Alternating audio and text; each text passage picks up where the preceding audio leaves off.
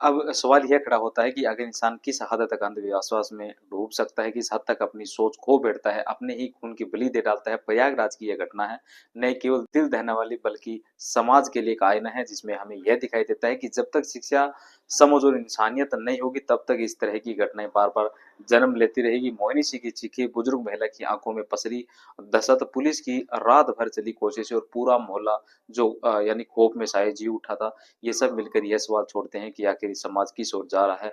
और आज हर माँ बाप अपने बच्चों की तरफ डर के साथ देख रहे हैं, हर बुजुर्ग सोचने पर मजबूर है कि रिश्तों की पवित्रता कहाँ खो गई। और हर बेटा और बेटी हर ये सवाल ये कर रहे हैं कि अगर दादा की कसाई ना अगर बन जाए तो फिर इंसाफ कहाँ से मिले। करीब 8 महीने पुरानी ये बात है। दरअसल उत्तर प्रदेश के प्रयागराज का रहने वाला एक बुजुर्ग आदमी जो कि प्रॉपर्टी डीलर का काम करता था, वह एक कौशाम्बी के एक तंत्र मंत्र करने वाले तांत्रिक से मुलाकात करता है और जाकर कहता है कि साहब, पहले तो बेटी साल 2023 में और फिर बेटे ने साल 2024 में अपनी जान दे दी। तब से कोई काम नहीं चल रहा है, ना काम से मन लग रहा है, करूं तो क्या करूं, आप कोई उपाय बता दीजिए, कोई रास्ता खोज दीजिए। जैसे तांत्रिक ने यह बात सुनी और उसने कहा बिल्कुल परेशान होने की जरूरत नहीं है, मैं देखता हूँ कि क्या कर सकता हूँ। उस तांत्रिक ने अपनी तरफ से प्रयास करना शुरू कर दिया और प्रयास करने के बाद उसने जो कहा वो वाकई में अपने आप में बड़ा खौफनाक था, भयानक था। उसने कहा कि तुम्हारे परिवार में एक महिला है, उस महिला ने कुछ जादू और टोना टटोटका वगैरह कुछ कर रखा है, जिसकी वजह से परिवार पर बहुत बड़ी आफत आई हुई है। अगर इस आफत को यानी काटना है तो तुम्हें मेरे कहने से कुछ काम करना पड़ेगा। प्रॉपर्टी डीलर ने जब बात सुनी, उसने कहा कि साहब, आप जो कहोगे वो मैं करने के लिए तैयार हूँ। अब जैसे ही दिशा निर्देश दिए गए तो उसे कहा जाता है कि एक बलि देनी, और वह भी किसी अपने खास की बलि देनी है। बस इसका इंतजार करना था और इंतजार करते करते 8 महीने बीत जाते हैं। काफी रिसर्च किया जाता है और रिसर्च करने के बाद कत्ल कर दिया जाता है, वो भी बहुत भयानक रूप में। इस कत्ल की जो गूंज आज पूरे प्रदेश भर में नहीं बल्कि पूरे देश भर में हो रही है। लोग सोचने पर मजबूर है कि आखिरकार कोई अपने का जो कत्ल कैसे कर सकता है, लेकिन वह ज्यादा देर तक छुप नहीं सकता है, पकड़ा जाता है। और जब पकड़ा जाता है तो एक जो सच है सामने आता है। दरअसल वह लाश को 3 पोटली में बंद करता है और तीनों ही जो पोटलियां वह शहर में इधर उधर से घूम रहा था लेकर के, और पकड़ा जाता है। आदाब, नमस्कार, सत श्री अकाल। आज आपका भाई मैं कैलाश कुमार आज की जो सच्ची घटना मैं आपको सुनाने जा रहा हूँ, ये आपकी जो उत्तर प्रदेश के प्रयागराज का एक इलाका है, नैनी सरस्वती हाईटेक सिटी। दरअसल यह 26/1/2025 की शाम लगभग 3:45 के आसपास की रही होगी। जो स्कूटर पर एक व्यक्ति आता है, जिसे अभी यानी हाफ नेकर पहना होता और ऊपर शर्ट पहनी होती है, उसने स्कूटर को लेकर आराम से चले जा रहा था और अचानक ही रुक जाता है। और जैसे ही वह रुकता है, उसके पायदान पर कुछ गठरी नुमा कुछ पोटली टाइप की एक सामान रखा हुआ था। उस सामान को वहीं से उठाता है और उठाने के बाद फेंक देता है। वो नहीं जानता था कि जहां वो फेंक रहा है दरअसल पास में ही एक महिला जो है, बुजुर्ग महिला, वो है दरअसल बुजुर्ग महिला आपस में भैंसों को चरा रही थी। अचानक उस महिला के अंदर एक जो है क्यूरियोसिटी जगती है और वो देखना चाहती है कि आखिरकार यह स्कूटर पर आया हुआ व्यक्ति इसे पोटली में क्या सामान रखा और क्या फेंका। इसके बाद उस महिला के पास जाकर देखा तब वो स्कूटी वाला यहाँ से आराम से यानी जा चुका था। उस महिला ने जैसे उसके पास जाती है और जाने के बाद देखती है, देखती क्या है कि वो पोटली खून से नहाई हुई थी। दरअसल उसमें ब्लड निकल रहा था। तभी इसके सांसें फूल जाती है और सोचने पर मजबूर हो जाती है। इसी बीच में उस बुजुर्ग महिला ने बहुत जोर-जोर से चीखना और चिल्लाना शुरू कर दिया। जैसे वह बुजुर्ग महिला जोर-जोर से चीख रही थी, चिल्ला रही थी, तो आस-पास के जो लोग थे वह भी आना शुरू हो जाते हैं। देखते ही देखते सैकड़ों लोगों का यहाँ जमघट लग जाता है, भीड़ हो जाता है। इसी बीच में किसी ने 112 नंबर पर पुलिस को सूचना दी और सूचना देने के बाद बताया गया कि यहाँ नैनी के पास सरस्वती हाईटेक सिटी और सरस्वती हाईटेक सिटी के पास एक जगह है, यहाँ पर आप आ जाइए। पुलिस को जैसे ही सूचना मिलती है, यहाँ औद्योगिक थाना क्षेत्र की पुलिस सूचना मिलने के बाद मौके पर पहुंच जाती है और जब उसके बाद उस पोटली को खोला जाता है तो वाकई जितने भी जो लोग हैं वहां पर मौजूद थे, पुलिस वाले खुद भी उन्हें जो है उनको देखकर होश उड़ जाते हैं और वाक्ता हो जाते हैं। सोचने पर मजबूर हो जाता है कि आखिरकार कोई ऐसा कैसे कर सकता है। दरअसल उस पोटली के अंदर यानी धड़ पड़ा हुआ था, जिसके हाथ गायब थे, जिसके पैर गायब थे, जिस तरह सर गायब था, वह धड़ किसका है किसका नहीं है, बस एक सवाल था। और वह स्कूटर वाला कौन व्यक्ति था, यह भी सवाल था।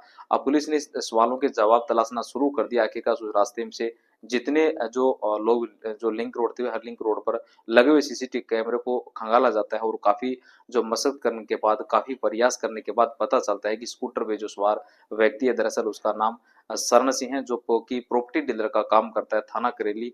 और सादिया सदियापुर की एक जगह लगती है, वहाँ पर यानी वहाँ का वो निवासी है। डीसीपी नगर अभिषेक भारती ने टीम गठित करते हैं और टीम गठित करने के बाद कहते हैं कि यह व्यक्ति हर हाल में चाहिए, किसी भी कीमत पर चाहिए, भगना नहीं चाहिए, इसलिए आपको करली थाना पुलिस में जाना है और जाने के बाद वहाँ संपर्क करना है और यह व्यक्ति जहाँ भी मिले उसको पकड़ना हो। और अब यहाँ से टीम जो बनाई गई थी वो सीधे करेली थाना में पहुंच जाती है और वहां जाने के बाद इससे पहले की जो एसएचओ जो भी है उससे बातचीत करते हैं और एसओ से बात करने के बाद एक महिला जो रो रही थी, बिलक रही थी, परेशान हो रही थी, यानी कि यहाँ तक पता करने के लिए पुलिस को कई घंटे तक बीत जाते हैं।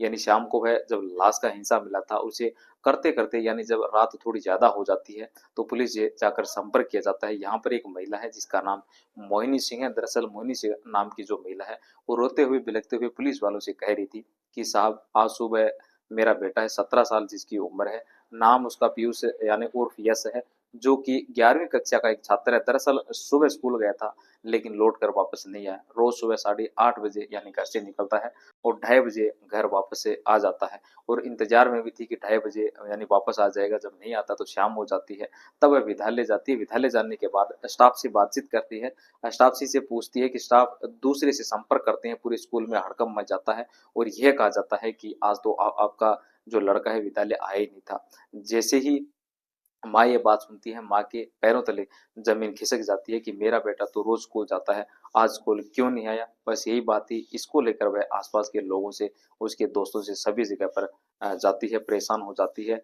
जब नजदीकी थाने करेली में जाती है, करेली में जाती है, वहां जाने के बाद पूरी कहानी बताती है। अब यहाँ पहले से ही औद्योगिक जो नगर क्षेत्र की पुलिस मौके पर मौजूद थी। पुलिस वाले आपस में बातचीत करते हैं और कहते हैं कि क्या बात है, क्या परेशानी है, आप क्यों यहाँ पर आए हो। वो भी यानी तभी बताते हैं कि एक व्यक्ति जिसका नाम सज्जन सिंह होता है, शरण सिंह होता है, जो कि प्रॉपर्टी डीलर का काम करता है। दरअसल हमें उसकी तलाश है, हमें उसे ढूंढने के लिए आए हैं। बस पुलिस ने उस व्यक्ति के बारे में जब बताना शुरू किया तो अपने ही दूसरी पुलिस को, तो पुलिस ने फिर एक जाल बनाया और जाल बनाने के बाद आखिरकार उसको गिरफ्तार करने के लिए कोशिश की और पता चलता है कि वह सैदपुर क्षेत्र की बरखड़ी की एक जगह लगती है, वहां पर एक महादेव मंदिर रोड पर जो सरपंचों का एक जगह है, वहां पर आखिरकार उस व्यक्ति शरण सिंह को गिरफ्तार कर लिया जाता है और गिरफ्तार करने के बाद उसे पूछताछ की जाती है। दरअसल जो जस्ट सिर्फ पूछताछ की जा रही कि तुमने किसका धड़ वहां पर फेंका था, बस इतना कहा था कि उसने कहा कि साहब ऐसी वैसी कोई बात नहीं नहीं है, मैं किसी का धड़ क्यों फेंकूंगा। जब पुलिस ने उससे सख्ती से पूछा, पुलिस ने गमोई से पूछा यानी गरमाई से, पुलिस ने जोर जो बार बार टॉर्चर करने के बाद उससे पूछा तो फिर वह भी झूठ बोल रहा था,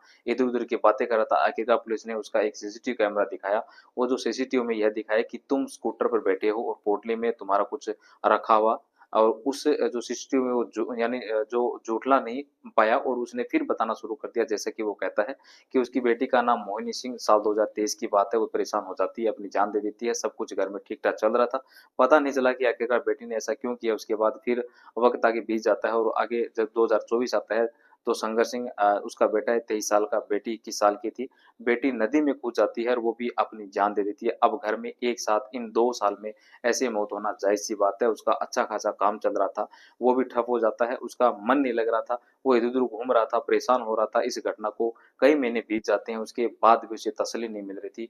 तभी वो एक व्यक्ति है जो कौशाम्बी का रहने वाला होता है, तांत्रिक, उसके संपर्क में आता है, उससे बातचीत करता है। तांत्रिक कुछ ही नहीं बल्कि कहता है कि मैंने एक रास्ता खोजा है, दरअसल तुम्हारे परिवार एक महिला है जिसने तुम्हारे परिवार में कुछ जादू टोना टोटका ये सब कर दिया है। अगर तुम्हें उसे खत्म करना है तो परिवार में से ही किसी जो खास अपने ही तुम्हें बलि देनी पड़ेगी। वो सोचता है कि क्यों ना बलि उसके पोते की दे दी जाए तो कैसा रहेगा। यानी कि वह लड़का जो है वह उसकी अहम खानदानी लड़का है, उसी की यानी दादी ने शायद टोना टोटका किया था, ऐसा शक उसी पे जायज किया जा रहा था और वो लग जाता है, कई महीने लग जाते हैं। आखिरकार वो उस लड़के को कह ही रहा था कि कहाँ कब आता है, कब जाता है, स्कूल कब जाता है, कि दोस्तों के पास कब रहता है। वो इस तरह की उसकी आगे पीछे दाएं बाएं घूम रहा था और उस वक्त मिल जाता है जब 26 अगस्त 2025 की सुबह लगभग 8:30 बजे के आसपास जैसे ही यश अपने स्कूल जाने के लिए निकल रहा था, तुरंत ही उसके दादा शरण सिंह कहते हैं कि बेटा तुझसे बहुत जरूरी काम है, क्या तू मेरे पास आ सकता है। वो पूछता है दादाजी बताइए मैं आपकी क्या मदद कर सकता हूँ। तो वह कहता है कि बेटा थोड़ा घर तक चलना है। वह घर कल्याणपुरी लेके जाता है, वहां ले जाने के बाद जैसे ही पोता आगे चल रहा था वह पीछे चल रहा था और वह ईंट उठाता है और बहुत ही तेजी के साथ उसके सर में मारता है। यानी कि पोते को संभलने का कोई अवसर नहीं मिलता। मौका ही नहीं मिलता। इसके बाद वो पूरी ताकत को उसे गला दबाता है और जब तक उसकी सांसें थम नहीं जाती तब तक उसका गला यहीं दबा के रखता है। उस लाश को निकालने के बाद वहाँ से वह हटाने के बाद सीधा बाथरूम लेके जाता है, बाथरूम में रख देता है। सीधा फिर बाजार जाता है, बाजार यानी कि खोआ मंडी में जाता है, वहाँ से 3 बड़ी पन्नियाँ खरीदता है। उसके बाद बाजार से उसे यानी चापड़ खरीदा और आरी खरीदी और वापस लौट कर आता है और अपने ही पोते के लाश के टुकड़े करना शुरू कर देता है। पहले गर्दन अलग करता है, फिर उसके बाद हाथ अलग करता है और उसके बाद फिर पैर अलग करता है, उसके बाद पूरे धड़ को बिल्कुल अलग कर देता है। जो अलग-अलग 3 पीनियाँ लेके आता था, उस तीनों पीनियों से भी वो 3 प्लेटियों में जो पोटलियाँ बनाता है और 3 पोटली बनाने के बाद यहाँ से सबसे पहली जो पोटली होती है वो कल्याणपुर देवी से दरियाबाद और साथ ही इसके पुराने पुल से यानी होता हुआ रोड पुल मंडी होते हुए औद्योगिक क्षेत्र सरस्वती हाईटेक के पास पहुंचता है और वहां जाकर पोटली को जैसे ही फेंकता है तो एक बुजुर्ग महिला उस आदमी पर नजर पड़ जाती है। उसके बाद फिर वो महिला इतने में समझ पाती है, तब तक वह दूर जा चुका था, लेकिन फिर भी वो घर जाता है, फिर दूसरी पोटली उठाता है और ऐसे ही दाएं बाएं होता हुआ इधर से उधर वो जाता है। यहाँ उसमें पोटली हाथ में और बताया जाता है कि सर रखे होते हैं और पैर रखा होता है। आखिरकार उसी पोटली को वो सैदपुर के कचर इलाके में फेंक देता है।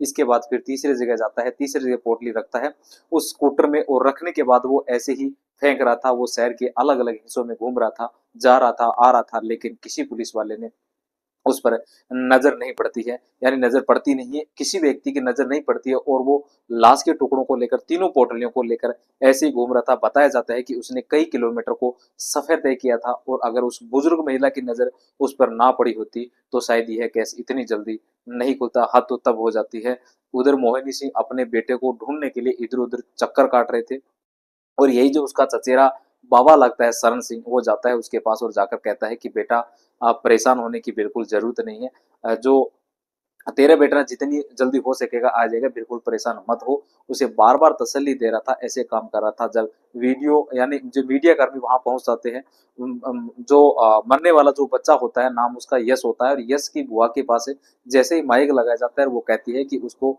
एक नहीं बल्कि 5 बलियां देनी थी। 5 बलि में जो उसने पर्ची निकाली थी तो सबसे पहले परिवार के बच्चों का नाम निकल के आता है यश का और उसको मार दिया जाता है और काली और खुश करने के लिए, काली माँ को खुश करने के लिए उसकी बलि दे देता है। इस तरह की बातें कर रहा था।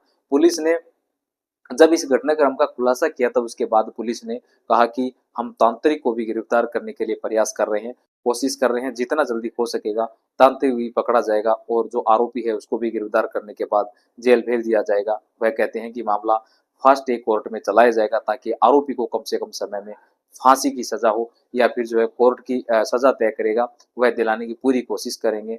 परिवार के लोगों ने भी उसको फांसी की सजा की मांग की है, साथ ही उसके घर बुलडोजर की से गिराने की मांग की है। परिवार के लोग तमाम तरह की मांगे कर रहे हैं। पुलिस प्रशासन भी तसल्ली दे रहा है, जो गया वह शायद वापस लौट कर अब आएगा नहीं। दोस्तों जाते जाते जो आपके प्रदीप वर्मा जी है, साथ ही पटियाला के रहने वाला हरविंदर सिंह है और आज इनकी जन्मदिन है। जन्मदिन की बहुत बहुत ढेर सारी शुभकामनाएं। जय हिंद, जय भारत।